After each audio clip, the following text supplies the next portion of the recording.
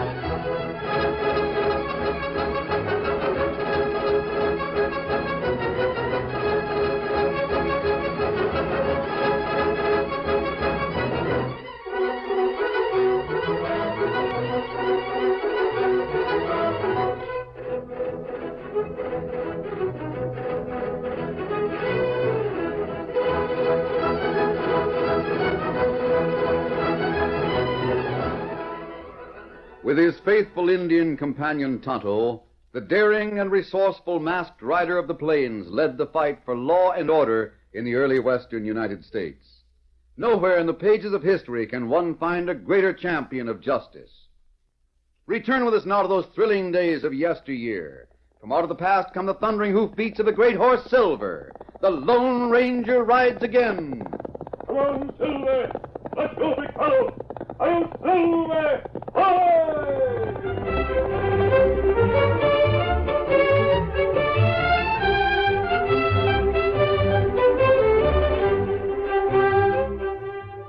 The Lone Ranger and Tonto had been instrumental in founding the town of Eureka. It was there that their old friend Barnaby Boggs made his home. His niece Judy lived with him. Judy, I declare I've been so all-fired well-behaved during the past year that not even the Lone Ranger could have cause for complaint. I wonder if we'll ever see him again. Well, my dear, I'll tell you. As long as Eureka is a well-run town, and with me as mayor, I don't expect he'll show up. I'm afraid not. But let there be some sign of underhanded, crooked dealing, and you can start looking for him. But how will he know what's going on? Judy, that man has ways of knowing things that baffle understanding. I do declare there are times when I think he's psychic or something. And then we may be seeing him soon. What's that? Have you been watching those two crooks that he hoped would reform? Simon Richfield and Deke? Yes. But they've given no one any cause for complaint, my dear. Model citizens, I'd call them. They were, until you were elected mayor of Eureka. Yeah, dare say that was a blow to Richfield. It was, and he's going to do something about it. I'll tell the new sheriff to keep an eye on him. Oh, Uncle Barnaby, you know Simon Richfield better than that. What do you mean? He won't give the law any cause to jail him. He's too smart for that. Judith, what lies back of your assertions? You probably wouldn't take me seriously. Well, it's just something that I heard, and I guess you'd call it a hunch. My dear, I'd call it a womanly intuition, and I'd take it seriously. Well, I was in the kitchen back of the cafe. Yes? The walls are thin, you know. Merely a temporary structure. Anyway, there were two men in the little private office next to the kitchen, and I could hear them talking when they raised their voices. I recognized Richfield and Deke. To the point, Judy. Get to the point. What did you hear them say? For some time, they talked in a low voice, and I couldn't make it out. In fact, I wasn't even interested until I heard Deke's chair fall over, and he spoke so loudly that I could hear every word. How many times have I got to tell you I don't want any part of it? You're a fool, Deke, a blind fool. Well, I'm out of jail, and I'm not being hunted by the law. I'm satisfied with things as they are. Well, I'm not. I can't stay here and grow moss. You can do what you want, but don't count on me. Don't worry, I won't. From now on, you go your way, and I'll go mine. That suits me. But remember just one thing, Deke. You squeal on me, it'll be the last time you'll talk to anyone. Nah, how can I squeal? I don't know your plan. Condemn it without hearing it. That's typical of you. You said it was a scheme to get rich in a hurry. That's enough for me. I don't want to know what the plan is. And that was all I could hear, Uncle Barnaby. Just enough to make me downright curious. Awful curious. I suppose I might question Deke. But then, according to what you heard, he doesn't know what Richfield's up to. Deke left Eureka a little while ago. Left town? For keeps, I think. He took everything he owned with him. I see. I'll see who that is. You sit still, Uncle Barnaby. Ah, my dear, what a treasure you are. Yes? How do you do, young lady? My name is Bowers, Jake Bowers. Yes? I just arrived in your town. I'm looking for a gentleman named Richfield, Simon Richfield. Oh. Do you know where I might find him? He's generally in the cafe at this time of day. Thank you. I'll look there.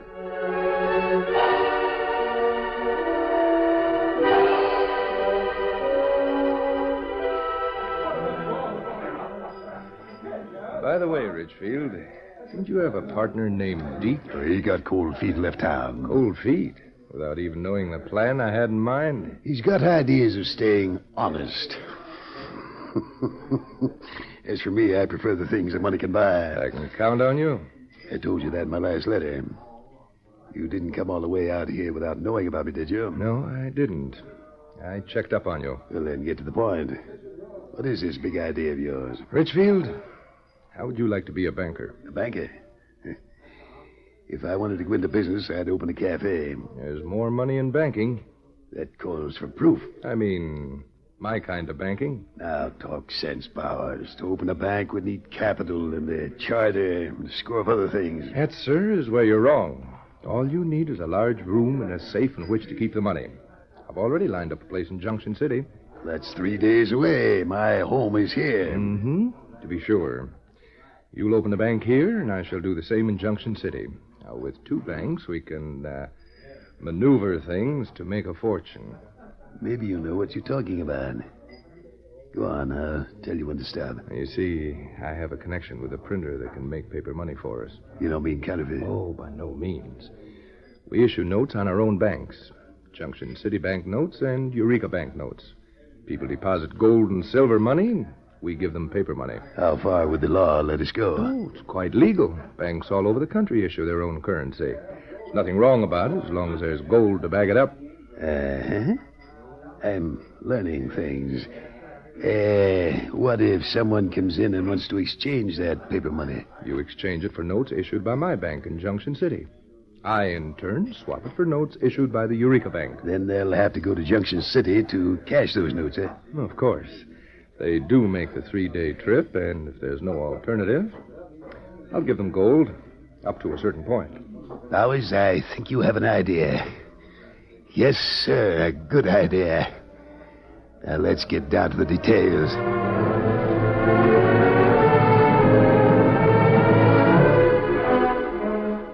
A few weeks later, there was a bank in the town of Eureka. Barnaby Boggs eyed Simon Richfield with suspicion, but found no indication of anything illegal.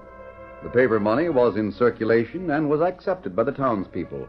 Boggs, however, wasn't satisfied. Doggone it, Sheriff, I tell you there's something crooked going on. Now, look, Barnaby, why don't you just figure that maybe Richfield might have had crooked plans and dropped him? He's turned out to be a right helpful citizen in this here town. Well, maybe I've been wrong. Maybe so. To tell the truth, Boggs, I'd sooner trust Richfield than not trust him, especially if I was you. How's that? You got together a tidy sum of cash since you helped start this town. Oh, not so much. Don't tell me. I've heard about the poker games you've cleaned out. Who, me? On top of that, you've made some pretty fair deals in real estate. You must have several $1,000s in your house. Not so loud, Sheriff. You see? You are nervous about it. Well, if I was you, I'd take a chance on Richfield's bank sooner than on thieves breaking into the house. There's already been several robberies around here.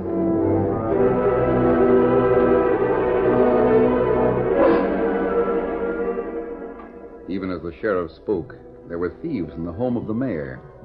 They crept in through a rear door and entered the living room where Judy sat. Just keep still. Quieter, we'll quiet you. What do you want? We didn't come to ask the time of day. Where's the old man keep his money? Thieves? You called it, lady. Now talk up and fast. We'll have to find a way to persuade you. You get out of here. My uncle will be back most any minute, and if he finds That you old here... tadpole better not come nowhere through. I'm hankering to see what'd happen if a bullet hit that fat stomach of his. You killers. Where's the cash? I won't tell you. Let go of me. Talk. You're hurting my arm. Walker, by the lemon daylights, I'll do more than hurt it. Red, keep watch out of that window. Yeah, I'll watch. Go on, make her tail box hide in place. You beast. You'll pay for this. You ready to talk? No. Not even if you twist my arm off, I Hey. won't... What is it? Someone coming here. Good.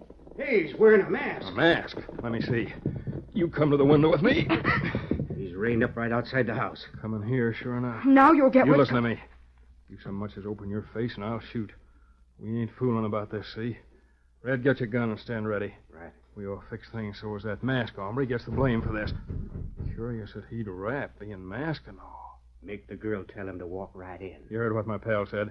Tell him to open the door and walk in. I'll nail him the minute he steps inside. Go on, speak up. Look out, thief! Why, you- I'm in shooting. Shut her up. Oh. Get him. I'll get you. Oh! I'll get you for that one. Leave it alone, or I'll break your other arm. Help me. Either of you want any more? Why, you dirty. Well, how about it? You going to complete the draw for your other gun? No. I'll draw it for you. There. Now leave it on the table. You wouldn't be here if you hadn't ducked down. Judy, are you all right? Yes, I guess so. They were twisting my arm, but I guess it's all right. Who are these two? I never saw them before. They were after Uncle Barnaby's money. Does he keep it here in the house? Yes. Come on, Barbie. Hurry up. Oh, here comes the sheriff. A little late, isn't he? For me, Sheriff. What's all the gunplay? What? Get them up. Steady, Sheriff. Sheriff, not that man. There are your prisoners. Great day. Red Lofgren and Spy Tiger. Never mind the talk. Patch this wound, take us to jail. Judy! Judy, that white horse out front. Hello, Barnaby. You! He saved your money. What happened to you, Judy? Oh, I'm all right. One of those polecats slapped me, that's all. She shouted a warning that saved my life, Bugs. We'll deal with these crooks. Go on, both of you. Get going. We're wounded. You'll get patched up when we get to the jail. Now shove on before I gun slick your hair. I'll be over to lodge the formal complaint, Sheriff. Take your time, Boggs. They ain't going nowhere. My sakes. Their first bullet went through the glass in that door. Don't mind that. I'm grateful that you and Judy are safe. Well, you must have been doing all right, Barnaby. Eh? Eureka's grown since the last time I saw it. Yes, it certainly has. Remember when it was just a lot of open ground? I tell you, things are booming. And you're the mayor? That's right. Mayor, Justice of Peace, Notary Public with seal, and handle a little real estate business on the side. Uncle Barnaby is very grateful to you for all you did. You've made a good citizen of him. Hey, hold on. You must have had a reason for coming here. It's Richfield, isn't it? I see he's opened a bank. He has, and I, for one, suspect ulterior motives. Uncle Barnaby, no matter what you suspect, you're going to put your money in that bank. I'll not go through another incident like this last one, simply because everyone knows you keep a lot of cash in the house. Now, just a moment, my dear. Before you decide that Richfield's on the level, tell the masked man what you overheard just before he opened his bank. Did you overhear something, Judy? Yes. She heard Richfield fighting with Deke because Deke wouldn't go along on a new get-rich-quick scheme. Just after that, Deke left town. I see. Then a man named Bowers come here and spent a few days talking to Richfield. Where is Bowers? He settled in Junction City. Opened a bank there. A bank like Richfield's. A bank that, like Richfield's, issued its own currency. I see. Barnaby, you asked why I came to Eureka. Yes. I rather hoped it was a social call. I wish that could have been the case, Judy. You came here because you think the same as I do, that Richfield's a crook. Isn't that so? I came to ask you to put your money in Richfield's bank. There, you see, Uncle Barnaby? What? You mean that? Yes. Now he'll do it. Will you? Well, if you say so, but I declare that's the last thing in the world I'd expect you to say. You must have a reason for making that request. I have, Barnaby. A very good reason.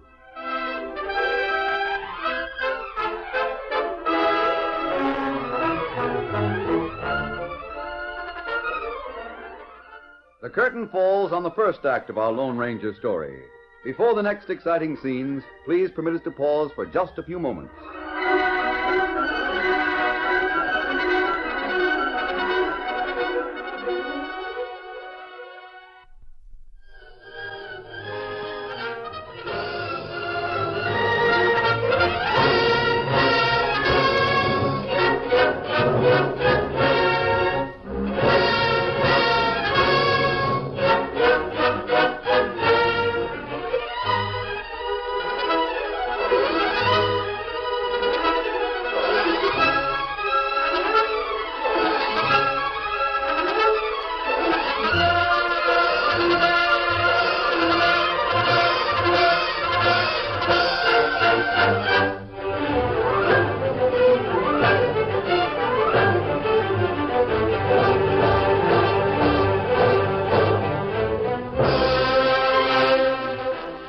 Now to continue our story.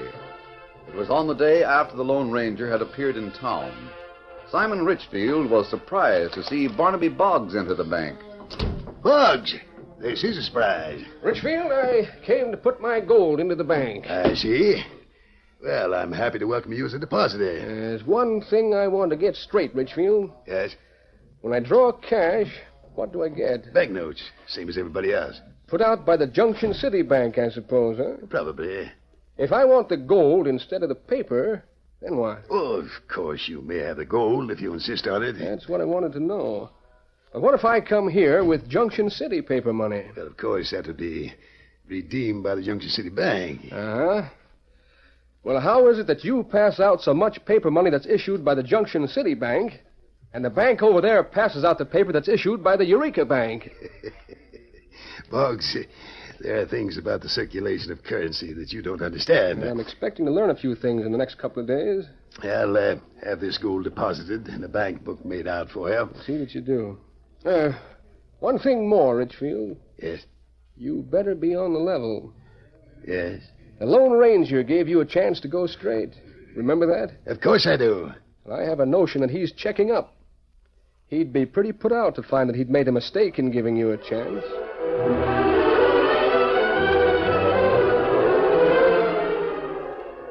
The Lone Ranger and Tonto had been camped near town for nearly a week, keeping a close watch on the Eureka Bank and Simon Richfield.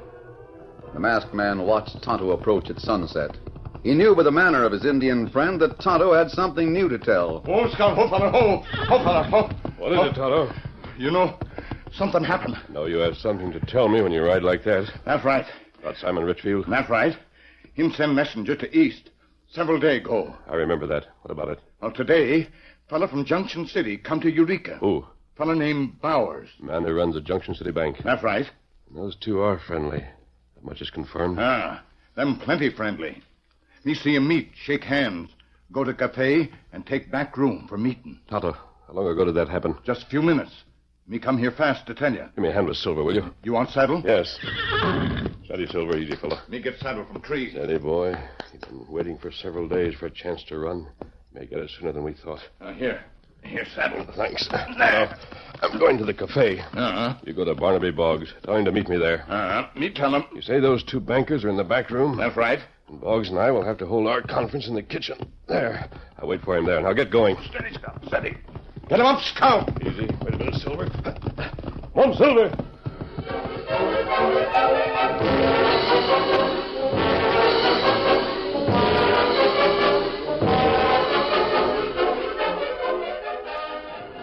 Let me know if you get hungry, Bowers, and I'll have some food brought in. I can't eat when I'm upset. What's happened anyway, Richfield? Why did you send such an urgent message for me? Keep your voice down. These walls are no better than paper. What's beyond that wall? Another private room? No, that's just the kitchen. Have a drink, Bowers? Thank you. Now, listen. You remember hearing me speak about the Lone Ranger? Yes, of course. I've heard a lot of others speak of him, too. What about him? Here's to you. Luck. He's here near Eureka. You sure of that? He was here a week ago when I sent you that message. I haven't seen him for the past few days, but I think he's still nearby and watching me. Has he anything on you? But he's trying to get something. He had Barnaby Boggs put a couple of thousand gold in my bank. You're in the clear so far, aren't you? Of course. But if there's a run, if everyone starts trying to cash in the paper money at one time... Most of those who hold money in your bank are in Junction City. True enough. But if there's a plot to expose me, this masked man could get the currency together. What's that? Shh, quiet. I'm certain that I'm right. Boggs is in the kitchen. I told you these walls were thin. Who's with him? It's that masked man's voice. Passed out more paper money than they can redeem? Yes. Well, I don't like this. One way to prove it, Boggs. How's that? Bring in government officials. What would they do? They'd make an examination. If they found those two were issuing money that's worthless, they'll land in jail. All right. So why don't you come to my home? We can talk it over there. All right. Come on, we can go right out the back way. No one will see you with that mask over your face. Right. Well, Richfield, looks as if you were right. What are we going to do? We're certainly not going to wait for that masked man to make a case against us. Gladly. I'm going to take what I have and skip out. The sooner the better. Boys, I'm going over to the bank right now and get the gold out. It'll dark in a few minutes. That'll help. I'll go with you. You came here in a wagon, did you? Yes. Bring to the back door of the bank as soon as it gets dark. We'll put the gold on board and make a getaway.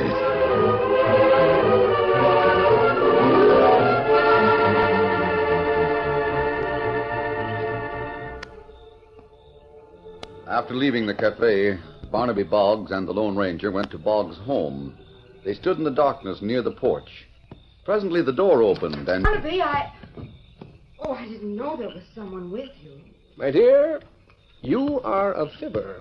Why, Uncle Barnaby. You knew very well that this masked man was with me. Fact is, Judy, you could hear his voice. All right, I did know he was here. Good evening. Good evening, Judy. Nice to see you again. I came because I was curious. You did go to the cafe, didn't you? Yes. We took advantage of something you told me. Oh, really? Have I been of help? I think so. What did you do? I knew that Bowers and Richfield were holding a conference in that back room. Oh, yes. You mentioned having heard Richfield and Deke while they were in there. The walls are very thin. That's what we counted on, Judy. You see, my friend and I held a conversation in the kitchen. One that was primarily for the benefit of Richfield and Bowers. You mean you wanted them to overhear you? Yeah, precisely. We'll not know how successful we were until we hear from Tonto. But what did you say? What did you want to do? Honey, have you ever seen a pot of stew standing quiet on the stove? A pot of stew? You look at the top and it's all slick and liquid. Yes. But you just stick the spoon in deep and stir it up, and all the things that are hidden will come to the surface. Uncle Barnaby, what has stew to do with Richfield's bank? Well, same idea, my dear.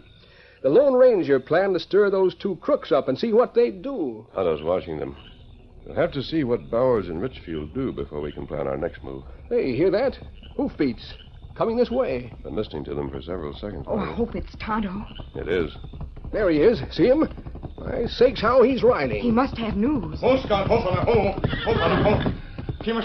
happening, Tonto? You come quick. Two fella back a bank. Then load all gold into wagon. Run way. Are they behind the bank right now? That's right. It's time for us to move.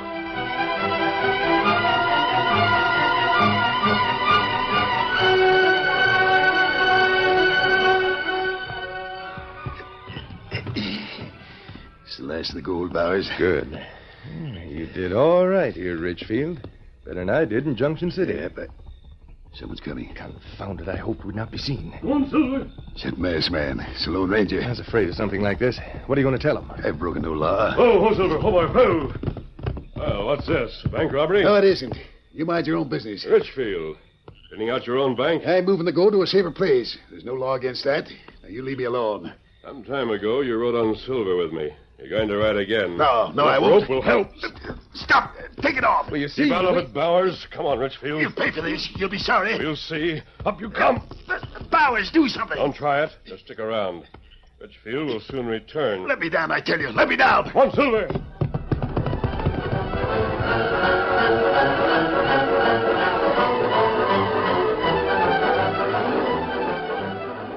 The hoofbeats of the great horse Silver had barely died away when Bowers heard several other horses approaching. He recognized the round form of Barnaby Boggs. And then the moonlight showed upon the sheriff and Tonto, and then a couple of deputies. Ho there. Whoa. What's going on here? A bank robbery, that's what it is, Sheriff. The Indian's tip was correct. Say, you're the critter that just came to town. Now, wait, this is no robbery. Whose team? Mine, but that Whose doesn't... wagon? Mine, but listen a minute. Looting the bank, I'll bet a cookie. Get that Indian off that wagon. This is none of your affair. This had... Plenty gold here. Gold. I knew it. But it's not a robbery. Richfield and I... Don't you try to lie out of it, sir. I'm not. And don't try to say that Simon Richfield has taken all the gold out of his own bank. Well, he is. What's that? He's taking the gold away? What in tarnation does he aim to use to back the currency he's issued if he ain't got no gold in there? I don't know how he runs his bank. It's none of my affair. Bowers, if you were telling the truth about Richfield, we could toss him in jail.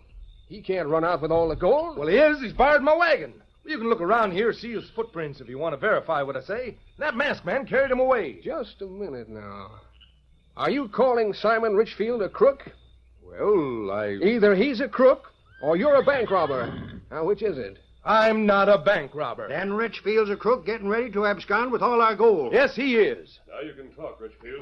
Bowers, you double-crossing liar. Richfield. I heard all you said. Where you been? That masked man brought me back so I could hear it all. You turned on me. So you're fixing to abscond, eh, Richfield? No, that man's a thief.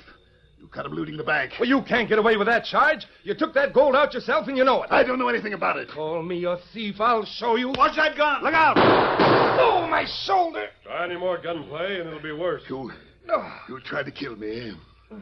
All right, Bowers, I'll fix you. Sheriff, Boggs, that man's a crook, and I can prove it.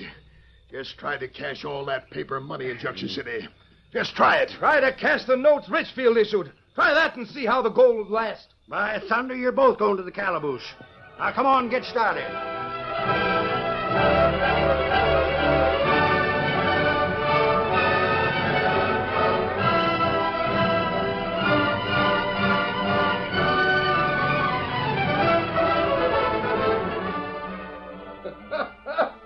Judy!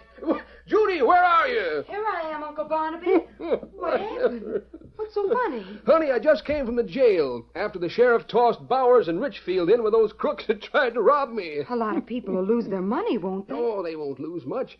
The gold is on hand here and in Junction City. But I was telling you... Yes? When those skinflint bankers landed in jail, Red and Spike set up a howl. Oh. Seemed that they counted on Richfield to fix things with the jury at their trial so they wouldn't go to jail. When they saw him jailed and there to stay, they turned state's evidence. Richfield hired them to try and scare me into banking my gold. Yes, sir. Oh, gracious. Richfield wanted me to bank with him. Well, he didn't know what he was getting into. He didn't figure on the Lone Ranger. Oh, honey, there's a gent that no one can figure on. I know it, Uncle Barnaby. I know it.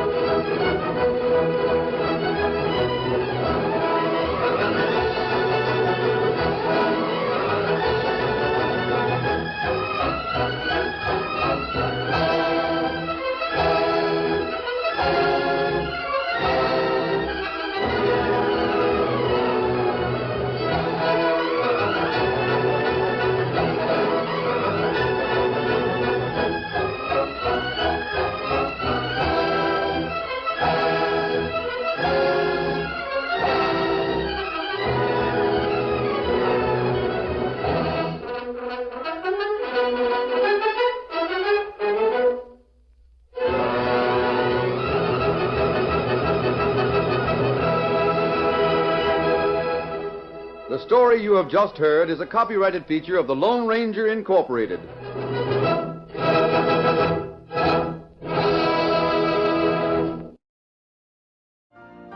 You've been listening to the OTR Gold Network.